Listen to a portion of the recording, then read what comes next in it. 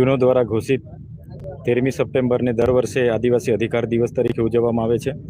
દુનિયામાં 90 થી 92 દેશોમાં આદિવાસી વસે છે। 36 થી 37 કરોડ આદિવાસી આ દિવસને ગૌરવથી ઉજવે છે।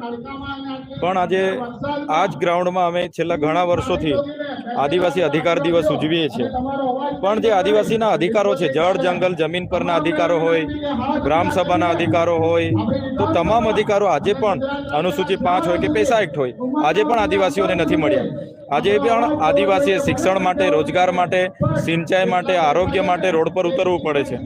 ત્યારે માત્ર ભાષણબાજી કરીને અહીંથી છૂટા નથી પડવાના, પણ આવનાર દિવસોમાં આદિવાસી સમાજને સાથે રાખીને જાગૃત કરીને ખૂબ મોટું આંદોલન અમે ઊભું કરવાના છે।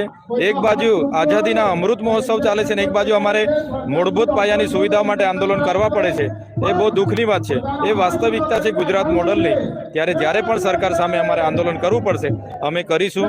જે દિવસે નરેન્દ્રભાઈ મોદીનો જન્મદિવસ છે, એ દિવસને અમે બેરોજગાર દિવસ તરીકે આજે જાહેરાત કરી છે અને આવનાર દિવસોમાં આખા ગુજરાતમાં એ રીતના કેમ્પેન અમે ચલાવીશું।